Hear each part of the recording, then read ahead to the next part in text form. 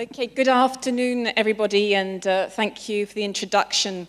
So, indeed... Visiem paldies par ievadu. Mani sauc Anna Branča, un es strādāju Eiropas komisijā Briselē, un esmu atbildīga par Eiropas kultūras galvaspilsētām un citām kultūras iniciatīvām. Man ir prieks šeit būt Eiropas komisijas vārdā pārstāvot to, jo šī tēma mums ir patiesi svarīga, tā ir to mūsu sirdīm vairāk nekā vienā veidā.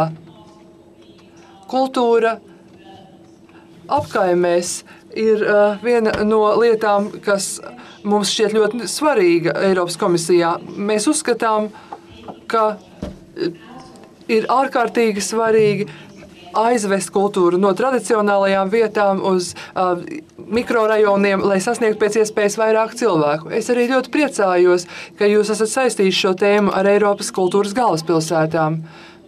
Patiesi, būt Eiropas kultūras galvaspilsētai ir unikāla iespēja.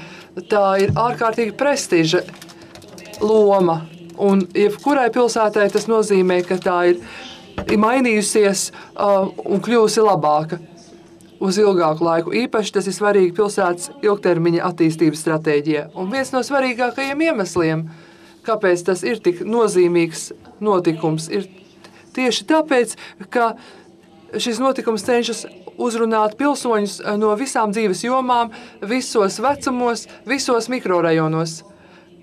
Jo viena no svarīgākajām lietām, kas ir uzdevums kultūras galvaspilsētām, ir uzrunāt visus pilsoņus, sasniegt visas kopienas, nodrošināt brīvu pieeju pasākumiem.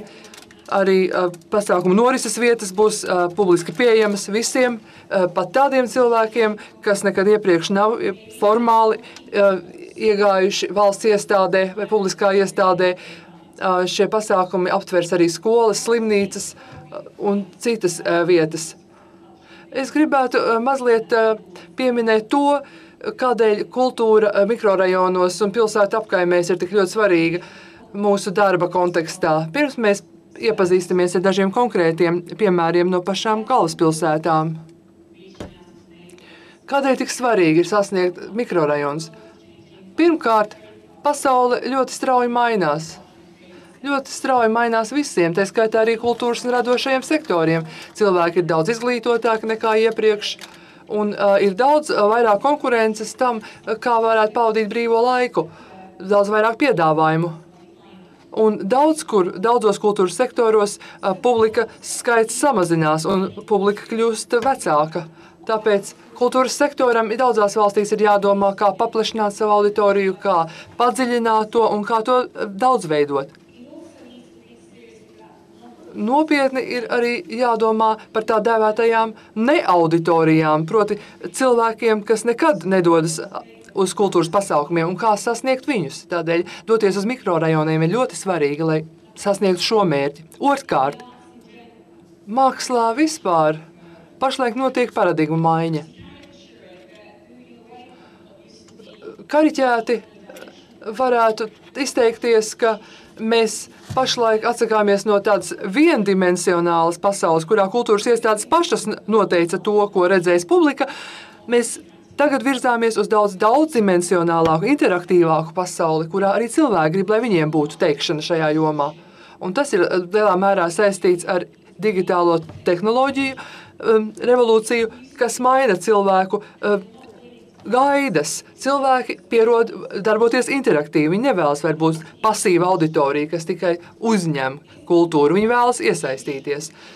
Tādēļ kultūras iestādēm jāstrādā citādi ar savām auditorijām. Vai tie būtu muzeji, galerijas, teātri, koncertzāles, operu nami, kinoteātri vai neatkarīgas kultūras iestādes. Jo, ja apmeklētāju garlaikos kultūras iestādi, tas nekad neatgriezīsies, bet īpaši tas attiecināms uz jauniešiem.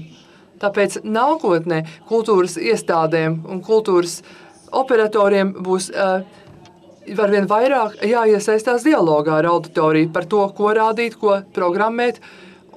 Daži cilvēki domā, ka tas novedīs pie līmeņa pazemināšanās pie vienkāršošanas, bet mēs uzskatām, ka tā ir tāda vienkāršota un aizbildnieciska domāšana, jo cilvēki zina, ko viņi vēlas, un vajag uzticēties viņu inteliģencei.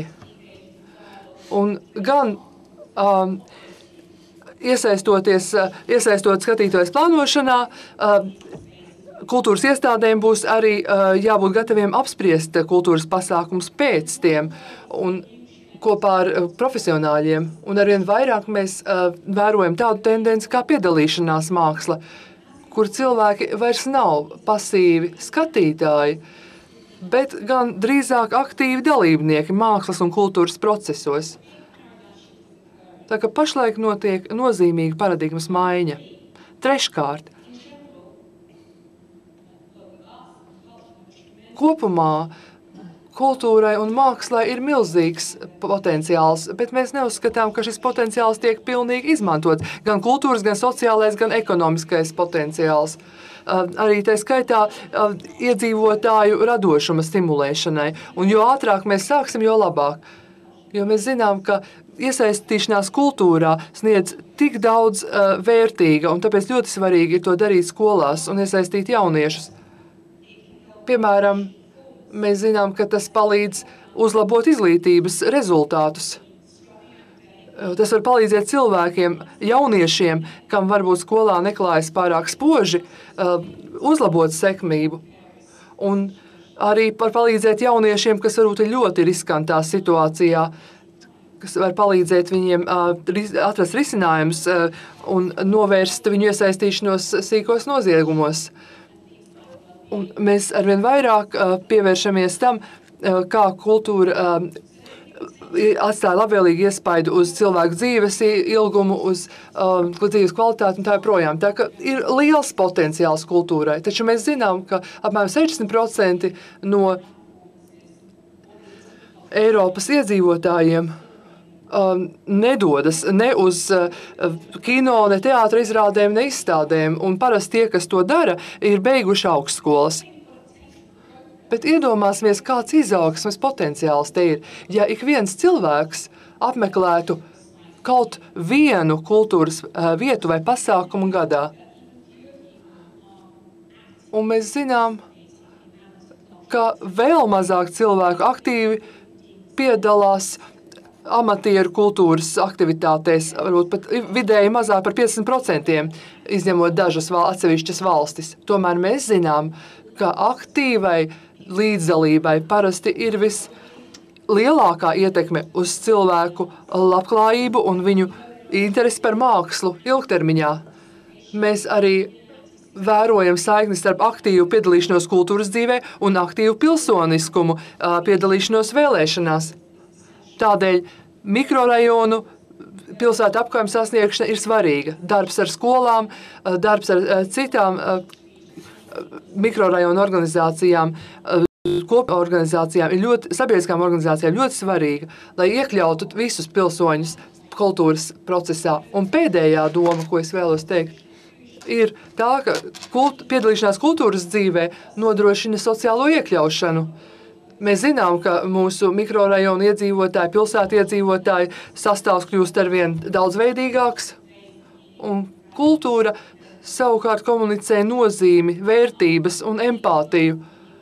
Galu galā katram no mums ir tikai viena dzīve, bet kad mēs izlasām grāmatu, noskatāmies filmu, redzam mākslas darbu, noklausāmies mūzikas skaņdarbu, mēs gūstam ieskatu citu cilvēku dzīvēs, viņu traģēdijās, viņu mīlestībās, viņu zaudējumos. Tas paplašina mūsu redzesloku, tas veicina savstarpēju izpratni un iesaistīšanos starp kultūru dialogā.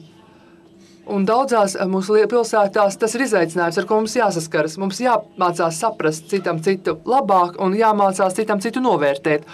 Un kultūrai ir milzīgs spēks palīdzēt mums to darīt. Noslēgumā apkopoju 4 iemeslus, kādēļ jūsu tēma šodien ir svarīga. Pirmkārt, tā ir mainīgā pasaule, arī mainīgās paradigmas mākslā. Treškārt, mums arī ir vēl jāoptimizē kultūras potenciāls, lai veicinātu cilvēku radošumu, un beidzot, kultūra veicina sociālo iekļaušanu. Katrs no šiem iemesliem ir ārkārtīgi svarīgs, un es gribu apsveikt jūs ar to, ka esat izvēlējušies šodienai tādu tēmu. Paldies!